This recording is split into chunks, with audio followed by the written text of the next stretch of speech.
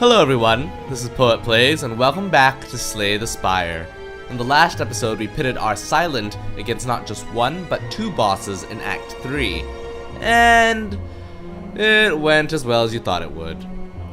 Oh well, that's a roguelike for you, hooking you in with win after win, only to crush you at the end.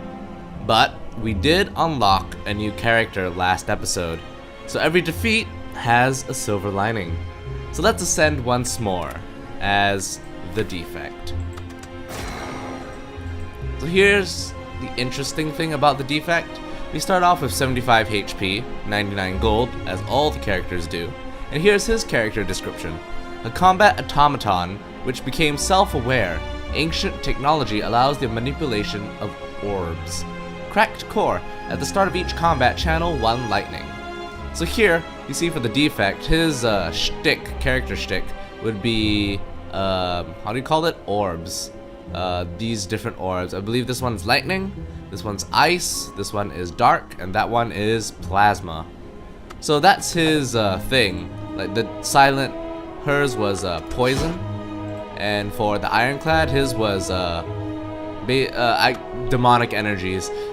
I'm not really sure how to summarize it, but here's the thing. This is why our question of the day today comes in early. So our question of the day today is, when the Defect was introduced, did you like it? And you can put your answer down in the comment section below. Because I started playing quite some time ago when the early access build was had way fewer numbers. And let's just embark.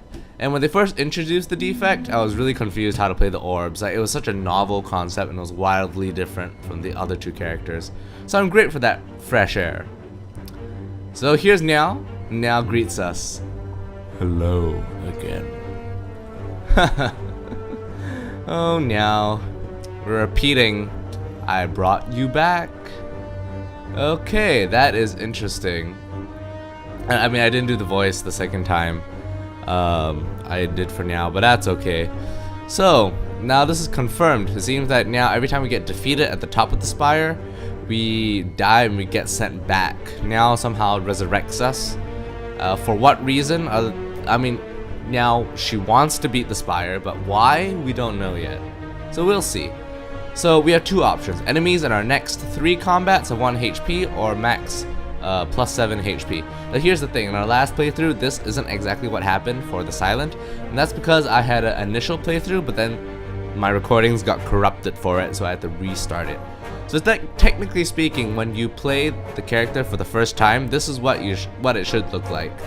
Especially after you defeat the boss, at least get past the first boss of Act 1. So yeah, this one is an interesting, this gives you an interesting artifact called Niao's Lament, which is really cool. But I feel like only taking it if we're able to, say, defeat a boss with it, which is what I'm really interested in. Like, I'm looking at this part here, right, where we just breeze through. If we get Niao's Lament, we can simply breeze through this section, assuming that all the unknown rooms that we encounter on this path are all not enemies. We can breeze through, and then we encounter only 2 enemies for sure, and then we go through again and we encounter our 3rd enemy here. So by the time we reach the slime boss, which we have fought before, we will only fight 1 enemy with full HP.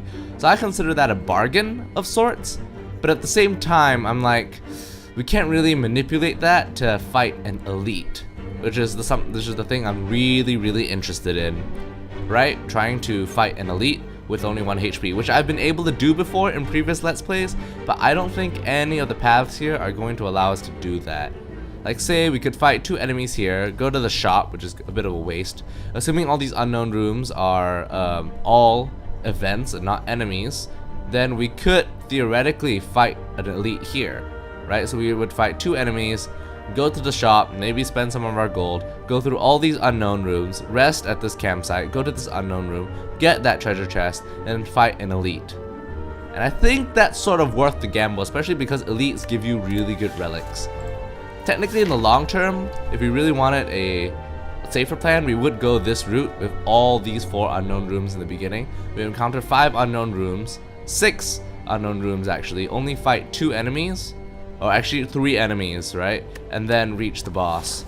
But I feel in this case, let's have some fun. Let's see whether we can fight an elite with only 1 HP. So enemies in our next 3 combats have 1 HP. And granted. So here's Niao, our magical genie. Let's read what Niao Lament says. It's an event relic. We know what it does, but this description reads, the blessing of lamentation bestowed by Niao. So lamentation would be Niao is lamenting about something, and we have no idea what Niao is lamenting about. And frankly, I would be quite disturbed about what Niao is lamenting. Maybe it has something to do with their agenda or her agenda towards the Spire. Maybe the Spire wronged her and now she's lamenting, and this is part of her grief. She's angry at the Spire and she's sending us to kill it. But enough speculation, let's just jump right into it. I just noticed that we could start here and then only encounter 2 enemies, or actually only encounter 1 enemy for sure, and then go through this path and then potentially reach the elite. So let's do that. Let's try that out, because otherwise I think we're pushing our luck afterwards. Yeah, because we won't be able to fight 2 elites at 1 HP, which is really sad. That would be super cool. But let's just do that. So let's start here. Oh no. Yeah, let's leave. Let's start here. Okay. So, there you go. Niao's Lament kicking in right there. And we're just not gonna think about it. We'll just kill them right off the bat. So let's see. The Defect starts with 10 cards in their deck. We get 10 gold and a block potion, which is always nice. Gain 12 block. Always good. And then we can choose a card. So Storm is a power card. Whenever you play another power card, channel 1 lightning. So that's interesting. It predicates on the fact that we will get more power cards. We can Leap, which will get us 9 block, so that's a better defend card. We could get Cold Snap, deal 6 damage, channel 1 Frost. So Frost, I believe, is an orb that passively allows us to gain block.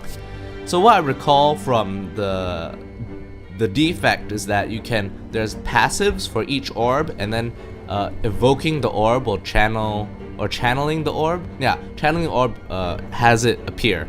Evoking it means triggering its effects. So I believe the orb for Frost essentially gives you a passive of like, I think 3 block, and if you evoke it you get 5 block, but then you lose the Frost orb. I feel we should get Cold Snap because we get orbs, we deal 6 damage, and this might lead us on the path of using a deck for the Defect that utilizes block. So let's go with Cold Snap. It's always nice. Hopefully we won't encounter any more enemies in the series of unknown rooms we'll go through. Okay, World of Goop. We've seen this event before. You fall into a puddle. It's made of slime goop. Frantically, you claw yourself out over several minutes as you feel the goop starting to burn. You can feel goop in your ears, goop in your nose, goop everywhere. Climbing out, you notice that some of your gold is missing. Looking back to the puddle, you see your missing coins combine with gold from unfortunate adventurers mixed together in the puddle. So we can lose 42 gold, which reminders, right? There's a shop coming up next, so that is not in our favor. Or we can gain 75 gold, pushing our total up to 184 and lose 11 HP. And I feel I'm gonna do that because we are counting on Niao's Lament to get us through several events, meaning that we're not in danger of losing HP. Like losing 11 HP is a good trade-off, because if we did not have Niao's Lament and we encountered this right here, right, then what that means is that I feel we would be losing less HP than if we did not have Niao's Lament and we picked this option. So let's do that. Let's take 11 damage to get a little bit of gold. Feeling the sting of the goop as the prolonged exposure starts to melt away at your skin, you manage to fish out the gold. Interesting thought, right? What kind of skin does the Defect have? I assume maybe bronze, because there's a boss in Act 2 called the Bronze Automaton, and it's kind of shares some similarities with the Defect. So welcome, hello to you. We've seen you before. We could get Lantern. Ooh, that's really cheap too. I did not expect that we could get any artifacts or relics here. So Lantern starts each combat with an additional energy. So our first turn of each combat will get 4 energy, which is really nice. Look at that, Purity. Exhaust up to 3 cards in your hand and then exhaust. So essentially what this allows us to do is just get rid of cards. I don't really see anything good coming out of that right now. Ancient Potion, Regen Potion, Essence of Steel. I'm really interested in this relic, but it only really helps us out in the first turn of combat. So that's interesting. So here's another power card, Heat Sink. Whenever you play a power card, draw one card. So I'm getting a feeling for the Defect that it has, its decks can revolve around just playing power cards, which is interesting. It's dangerous to go alone. Give me all your gold. Yeah, that's a Zelda reference, but not so benign. So here, we can only get one or the other. We can either get a ton of cards, or we can get the Lantern. And I'm very ambivalent about it, because the boot sequence is on sale. It's innate, so we always start with it. We gain 10 block, and it is exhausted once we play it. So we only gain 10 block once, but we always start with it. So if the enemy starts out with a really strong attack, we have potential to block it. And we're sort of going with like a block deck, I suppose, with the Cold Snap. I realize with Now's Lament, we're not even looking at most of the cards that we get, but whatever. I think though, we're gonna get the Lantern. Masks are cool. I would know. This guy, yes, that's true. He does have a mask, and he kind of looks like a Tide Pod. I think we'll pick the Lantern. I think that's a better investment for us, especially right at the beginning, because we have no idea what kind of cards we're going to be getting. So the Lantern will just help us out in general. So let's buy that Lantern. Have a nice day, he says. Let's read what the Lantern's description is. An eerie lantern which illuminates only for the wielder. So that's nice. That's nice. And let's proceed. Let's go on to this next unknown room, and hopefully it's not an enemy. It's not an enemy. Okay, the lab. You find yourself in a room filled with racks of test tubes, beakers, flasks, forceps, pinch clamps, stirring rods, tongs, goggles, funnels, pipettes, cylinders, condensers, and even a rare spiral tube of glass. Why do you know the name of all these tools? It doesn't matter. You take a look around. The lab. Yeah, I'm pretty sure if you've ever had high school chemistry, you would have used at least most of these tools, even if you don't remember their names. Let's find some potions. Let's see. We have liquid bronze, regen potion, and a fear potion. I'm gonna take the regen potion because that's always good. Liquid bronze is nice, but it predicates upon the fact that, because thorns is when we get attacked, it'll deal 3 damage, but it predicates upon the fact that we need to receive damage. So, and compared to the fear potion, which is applying 3 vulnerable, meaning that enemies absorb 50% more damage from your attacks, I'm gonna take the fear potion over the liquid bronze. So that's cool, and let's go. Let's see whether we can reach that elite. No, our chances, oh, they're in danger now, because we only can use Now's Lament only one more time. And let's just kill this guy. Yeah. Now's Lament is really interesting. Let's see, what do we get? Streamline. Deal 15 damage, but reduce this card's cost by 1 this combat. We have Compile Driver, deal 7 damage and draw 1 card for each unique orb you have. And then Hologram, gain 3 block and put a card from your discard pile into your hand and then exhaust it. So from here, Compile Driver is interesting. I think it's only really beneficial if we have a large and unique variety of orbs that we can evoke. We can channel. I correct myself. So not really, not early. Hologram is kind of nice, but it's only 3 block. I mean, it allows us to recycle what we've played before, but it's one-time use only, and I don't really see it being very useful for us. I think I'm gonna pick Streamline, especially because we have Lantern, meaning we can start each turn with 4 energy instead of 3. And then with Streamline costing 2 energy the first time that we play it, if we draw it the first time, considering our deck is really, really small, and we draw half our hand practically when we start off right now, it's a good chance that we get Streamline, we play it, and we're not totally hampered by the fact that it costs 2 energy. So let's pick Streamline, and let's go to the next unknown room, and hopefully it's not an enemy, and it's not. That's good. Scrap Ooze. We're encountering all the slime events right now. As you walk into the room, you hear a gurgling and the grinding of metals. Before you is a slime-like creature that ate too much scrap for its own good.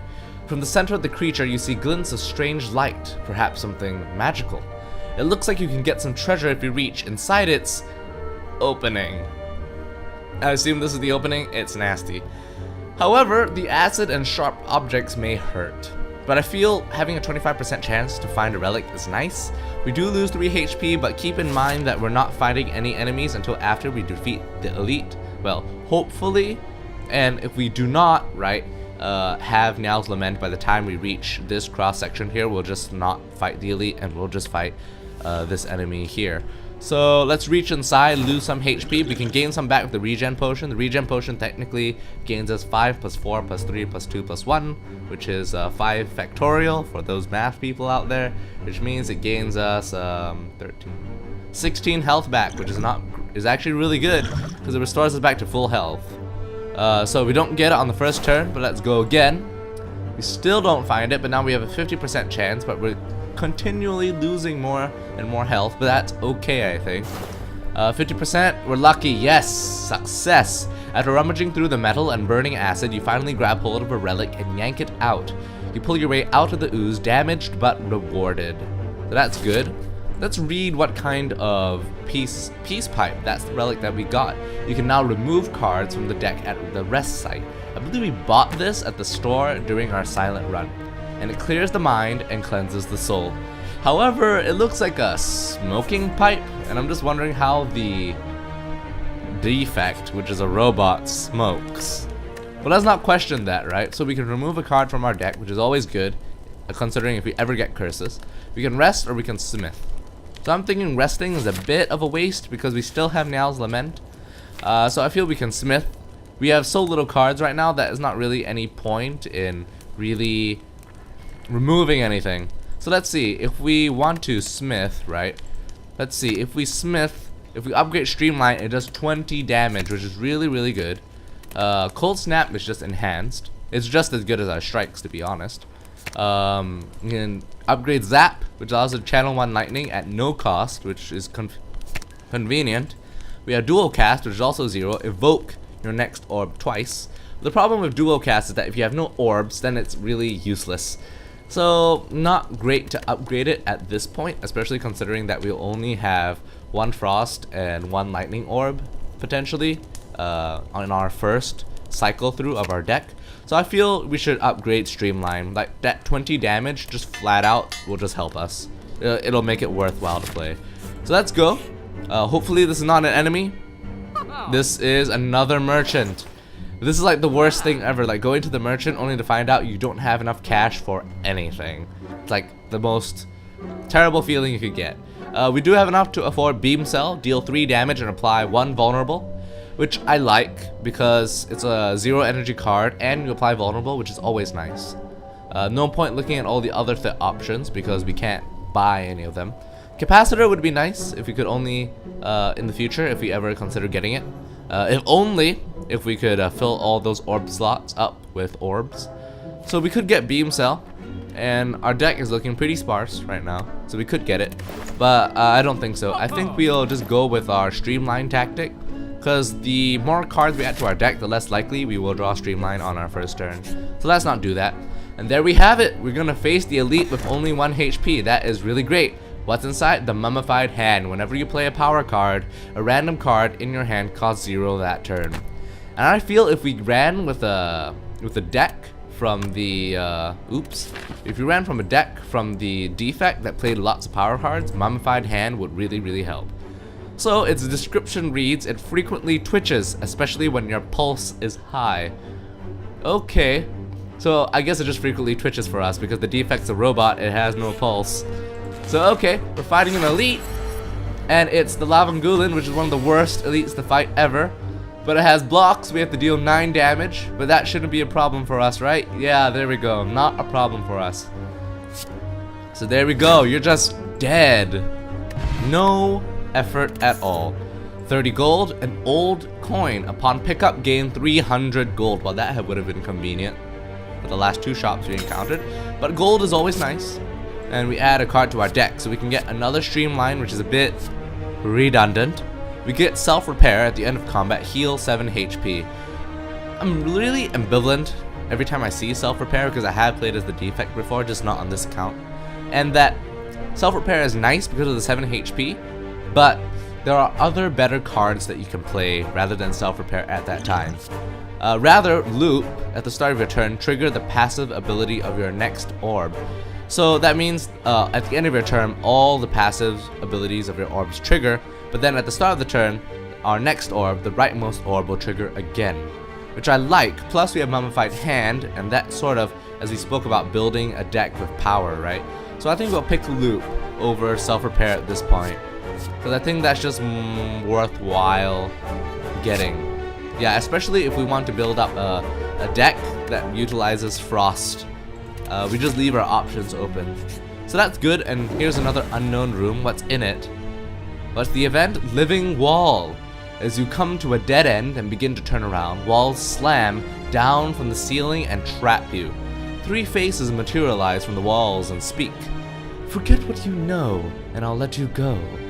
I require to see a new space.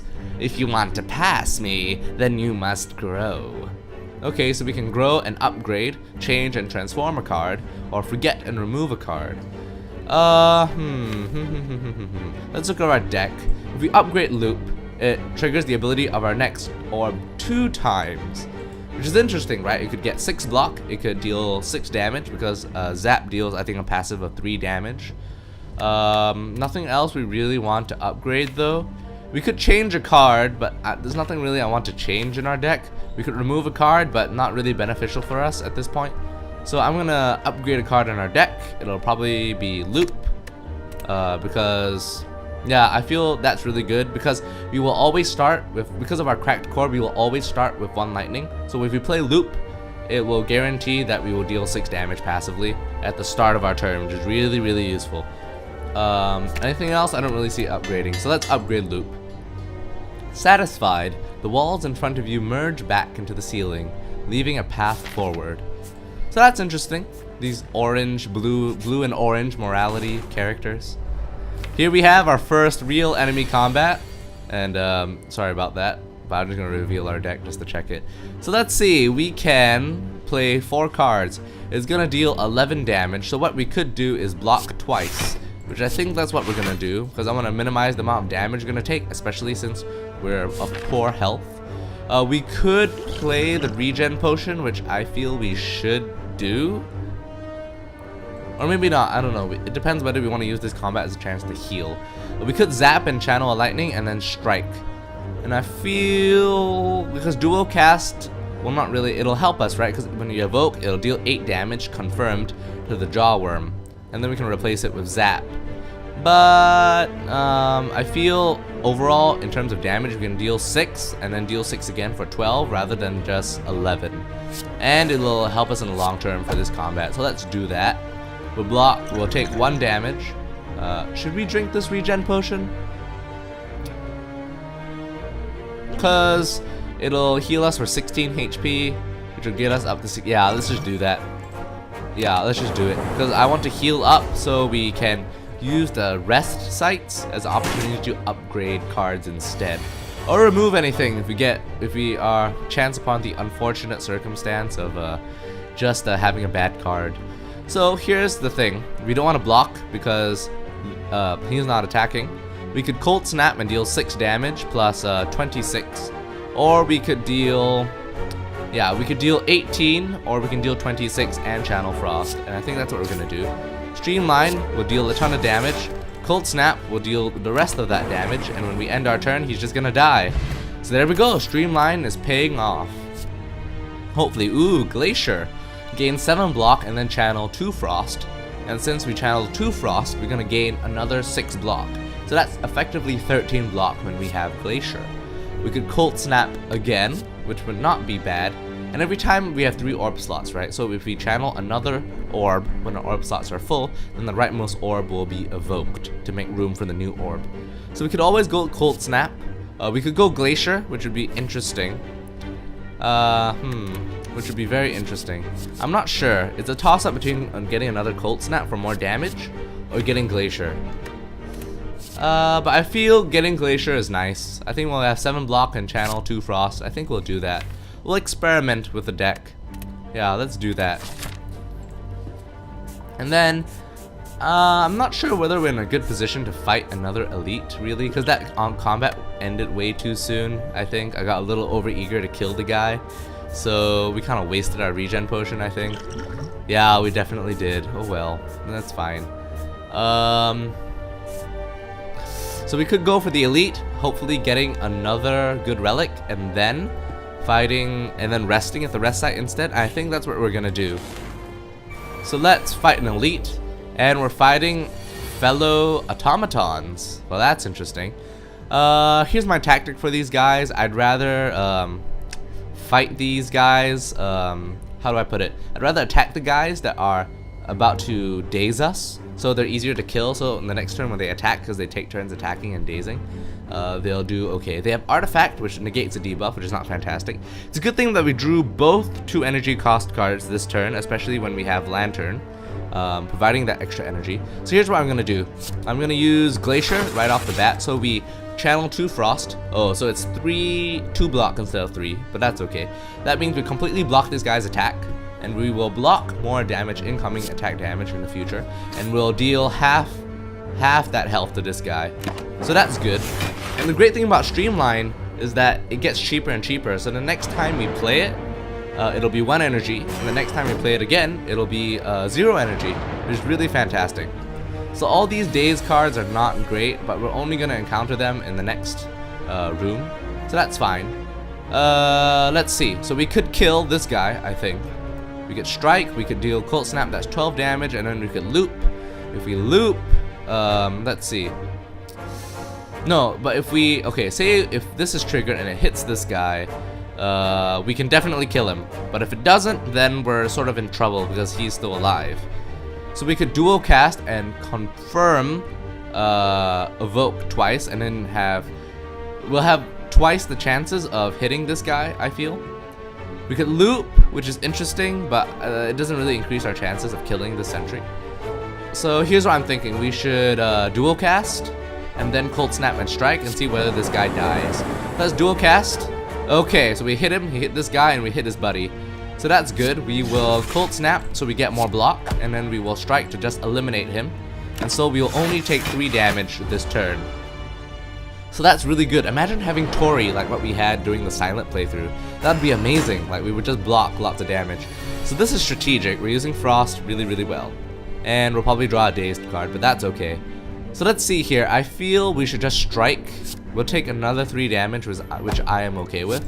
And we will just strike, concentrate on dealing a ton of damage. So the next time when we draw our streamlined card, we will just obliterate these guys. So that's okay. I feel it's okay to take a little bit of damage because we're gonna heal that off. So let's see. Oh, we get Glacier instead, which is not fantastic, but I feel what we could do is that we could play Loop, and then ooh, Glacier now costs 0, which is a good thing. I totally planned that. And because of that, we cycle through, we completely block this damage, which is great. And I don't really feel like evoking our next orb twice. That's a bit of a waste.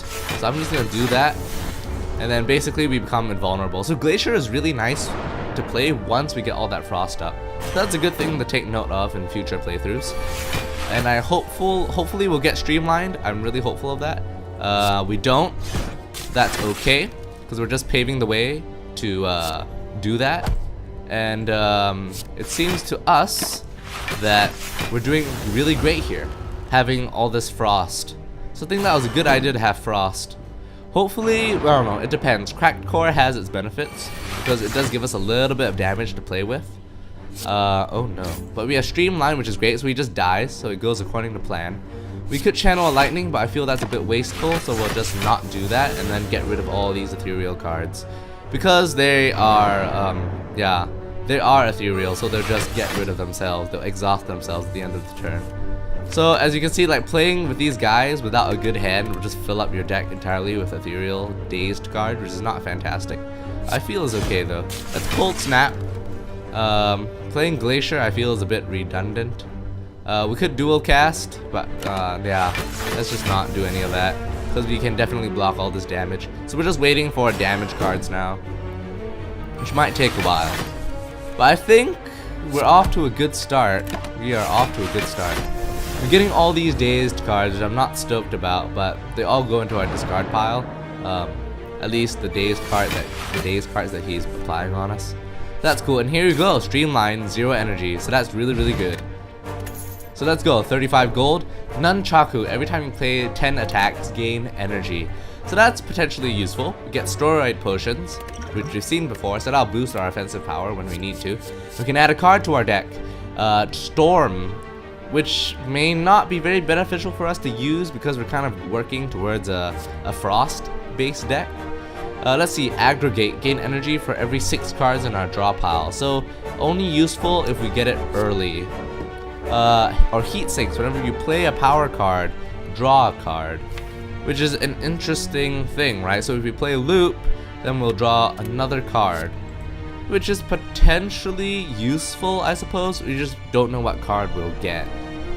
I feel this is only the kind of power card we really want to get when we have other power cards that benefit, like this, or we have Mummified Hand. I don't think we should get heat sinks. I feel it takes up valuable space in our deck, so we'll just skip it. Let's read the Nunchaku. It's a rare relic, a good training tool, and improves the posture and agility of the wielder. So that's good for us. We'll skip cards, and I guess I'll take a break here. I'm looking at the episode time, and we're sort of running a little over, but I feel that's okay. So I feel this is a good episode. We defeated 2 bosses, one with only 1 HP, so that, I believe, is going to be the clickbait title for my episode name. And next episode, we'll fight the boss. Will we be able to defeat the slime boss? I have no idea. You gotta tune in and see. So ring that notification bell if you want to find out when my next video is gonna be uploaded. And thank you guys so much for watching my playthrough of the Defect and Slay the Spire. My name is Poet Plays, and until next time, stay safe.